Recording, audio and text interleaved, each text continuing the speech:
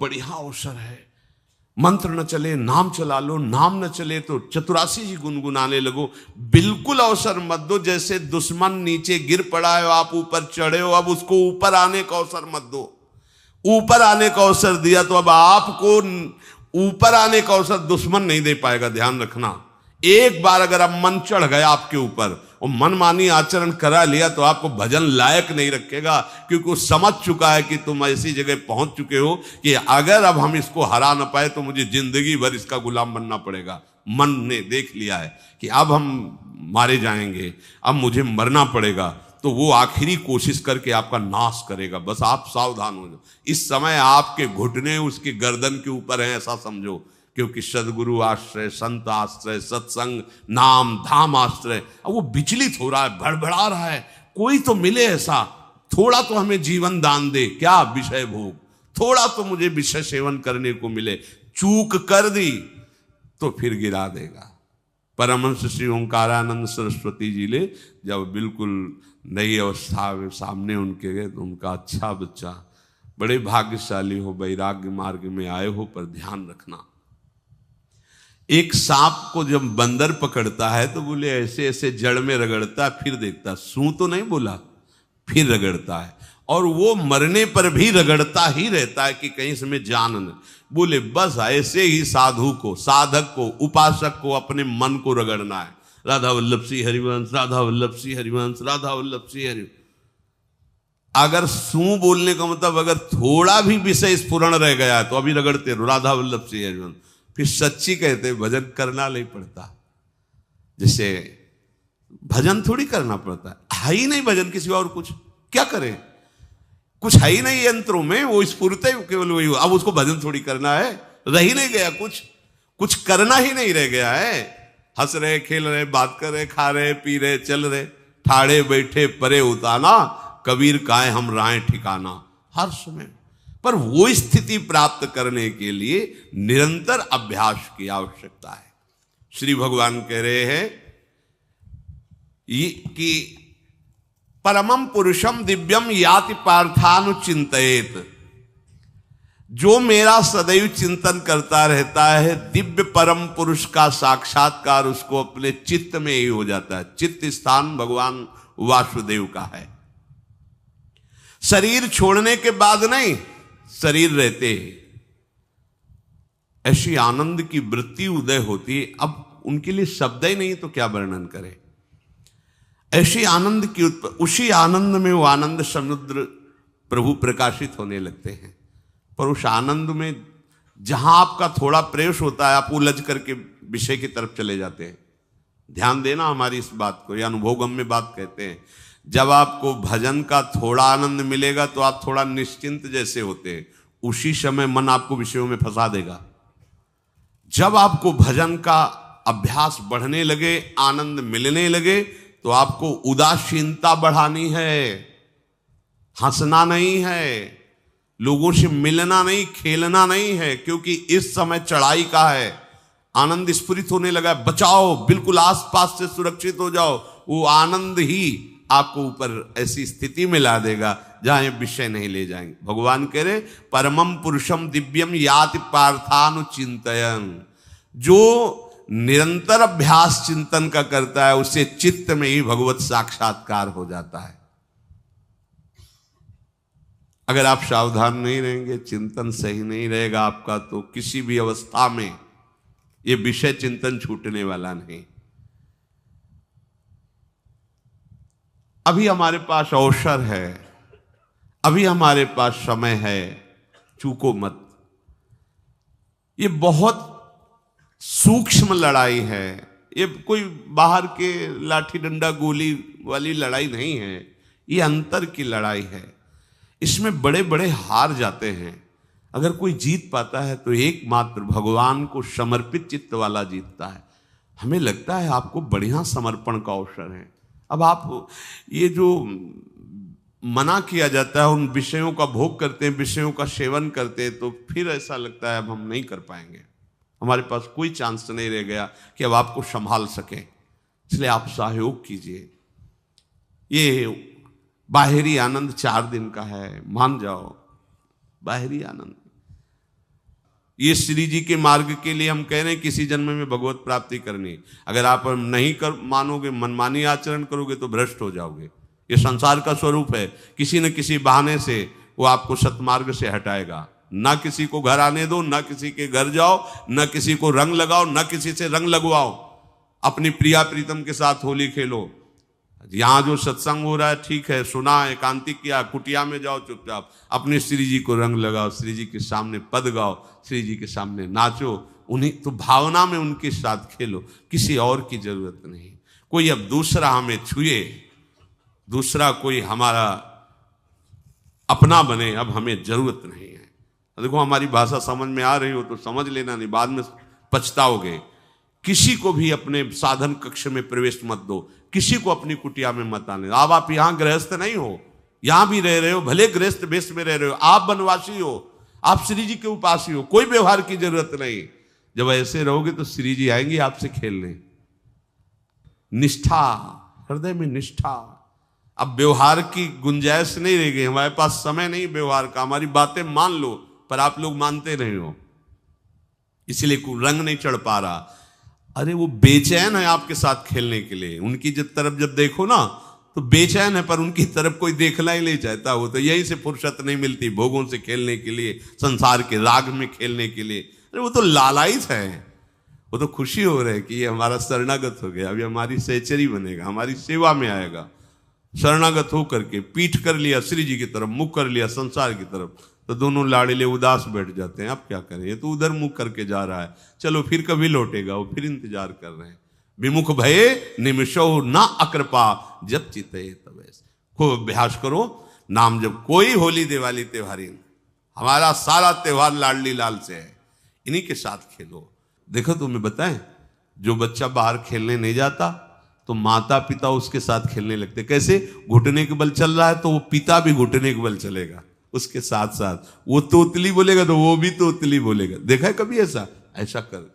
तो ये हमारे स्वामी भी जब देखेंगे कि अरे ये तो किसी से राजी नहीं है, केवल हमसे खेलना चाहता है, इनके लाने का एक ही उपाय है, ध्यान रखना, अनन्य व्रत नहीं चाहिए हमें। और जैसे कल आप सुन रहे थे, पपीहा बन के रहू रे, बस यही चातक व्रत नहीं, हमें नहीं चाहिए।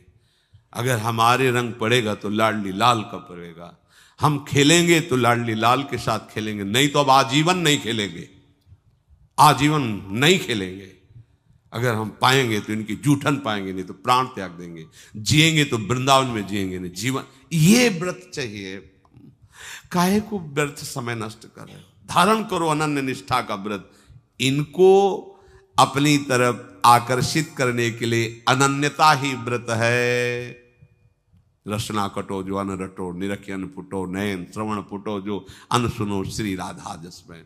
कोई भी सत्संगी कोई व्यसन न करे, अन्य किसी से संपर्क न करे, खूब पद गाओ, खूब नाचो, अपना दरवाजा कुटिया का बंद करके खूब रो, नाचो, खेलो, कूदो, उन्हीं से वो खेलने लगेंगे। उनको चैन नहीं है आपके सिवा, आप चैन से रह रहे हो। हमारे प्रिया प्रीतम आपका इंतजार कर रहे हैं, तभी आप पर हेतु की कृपा की। ये बात अंदर की समझो, प्रिया प्रीतम अंदर से आपको बहुत प्यार करते हैं, पर हम देखते हैं कि आप प्रिया प्रीतम से प्यार नहीं करते। आप संसार की तरफ बढ़ते जा रहे हो, हाथ फैला खड़े, मेरी तरफ आ जा।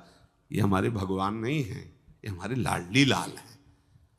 हम इनको भगवान नहीं, ये तो प्रेम के खिलौना दो खेलत है, प्रेम खेल।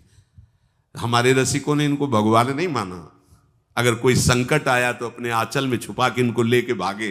ये नहीं सोचा कि अखिल लोक ब्रह्मांडों का ईश्वर, इसको छुपा के भागने की क्या जरूरत है। चाहे बिहारी जी को, चाहे राधा वल्लभ लाल को, जब कभी कोई ऐसा भय आया है तो ऐसा नहीं सोचा कि भगवान रक्षा करेंगे, नहीं, इनकी रक्षा हमें करनी है। इनको छुपा करके, कभी काम वन में राधा वल्लभ लाल को, कभी बिहार वन में से बिहारी जी महाराज, छुपा छुपा के अपने अपने ठाकुरों। तो हमारे ये लाडले हैं, प्यारे हैं, इन्हीं के साथ खेलना है, इन्हीं में रहना है। अब इन्हीं के पास रहना है, इन्हीं में रहना है। दो बात ध्यान रखो, इन्हीं के पास रहना है, इन्हीं में रहना है, बस। अब यही हम नहीं कर पाते, वही जो शुरुआत सत्संग में की थी, सबकी ममता ताग बटोरी, मम पद मन। ये भारी बात है, भारी बात है। जितनी जल्दी आप उदास हो जाओ संसार से, उतनी जल्दी मुस्कुराहट आ जाएगी प्रिया प्रीतम के मुख में आपके लिए। आप जब मुस्कुरा रहे उधर तो वो उदास बैठे कि हमारी तरफ क्यों नहीं देख रहा। अब हमें अपने प्यारे को उदास नहीं करना, प्यारे को मुस्कुराहट से युक्त करना है। क्या हम उदास हो जाएं? ताते मौन रहे वो उचित है, जगते भयो फिरे बैरागी, वृंदावन रस में अनुरागी। इसकी खूब चिंतन परायण रहो, कोई भी विषय का सेवन ऐसा ना करो जो आपकी बुद्धि भ्रष्ट कर। कोई आपने ऐसा गंदा व्यसन, गंदी बात, गंदी चेष्टा, आप परसों नरसों, फिर आगे क्या? आपका जो साधन मार्ग वो ढक जाएगा, फिर प्रमाद छा जाएगा। हमें किसी भी उत्सव में, किसी भी उत्साह में अपनी प्यारी जू की अनन्यता और सिद्धांत को नहीं छोड़ना, अपने मार्ग में चल। ये अध्यात्म है, अध्यात्म। ये दान पुण्य की बातें नहीं है, ये लोक लोकांतर में भटकने की बातें नहीं है, सीधे भगवत प्राप्ति की बातें हैं। यत करोषि, जो भी तुम करोगे वो तुम्हें अपने आराध्य देव के लिए करना है, आराध्य देव को समर्पित करना है। देहाभिमान अभी कुछ ही समय में गलित हो रहा है, ऐसा आपको अनुभव होने लगेगा। कैसे समझेंगे? देहाभिमान गलित हो रहा है जब आपका अपमान हो और आपको कोई फर्क न पड़े, आपका सम्मान हो, आपको कोई हर्ष नहीं हुआ, बड़ा लाभ हो गया, कोई सुख नहीं हुआ, बड़ी हानि हो गई, कोई दुख नहीं हुआ। शरीर स्वस्थ है, कोई हर्ष का विषय नहीं, शरीर अस्वस्थ है, कोई शोक का विषय नहीं। यह है देहाभिमान गलित होने का स्वरूप। यत करोषि, तो जो भी हम करें, पापाचरण भी करें तो श्री भगवान को अर्पित कर दे। बोले नहीं, तस्मात् शास्त्रम प्रमाणम ते कार्याकार्यो व्यवस्थितो। जो तुम्हें करना है उसमें प्रमाणित कार्य करने हैं, शास्त्र के अनुसार। यत करोषि, अब जो भी करोगे शास्त्र सम्मत करोगे और प्रभु को समर्पित करोगे, देहाभिमान बहुत जल्दी गलित हो जाएगा। यदश्नाशि अशन भोजन, जो भी पाओगे पहले प्रभु को भोग लगाओगे, देहाभिमान गलित हो जाएगा। मान लो मेरी बात, ये सब 4 दिन के उत्सव, 4 दिन की चांदनी है। शोक समाज पूरा तैयार हो रहा है हमारे ऊपर आक्रमण करने के लिए। तुम्हें क्या पता? शोक का अंधेरा छाने के पहले ही व्यवस्थित जहां पहुंचना है वहां पहुंच जाओ, फिर अंधेरा छा जाएगा, कोई फर्क नहीं पड़ेगा।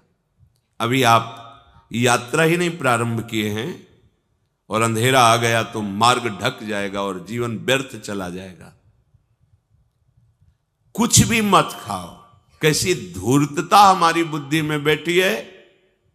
रसेंद्री की तृप्ति के लिए हम गुरुजनों की आज्ञा को रौंद करके चंद विषयों का सेवन करते हैं। धिक्कार है जीवन को। यदि आज्ञा उल्लंघन करके अमृत भी पीने को मिले तो विष हो जाएगा, ध्यान रखना। इंद्रियों की चाटुकारिता करते हद हो गई। अरे संसारी पुरुष में ऐसा देखे तो चलो, लेकिन जो भगवत मार्ग के पथिक, धिक्कार तुम्हारे जीवन को। प्रियाजू को बिना भोग लगाए अर्पित किए तुम पाने के लिए उत्साहित कैसे हो रहे हो? जिन वस्तुओं को निषेध किया गया है उनकी तरफ स्वप्न में भी अगर गति हो तो जलन होनी चाहिए कि स्वप्न में भी हमने कैसे स्वीकार कर लिया।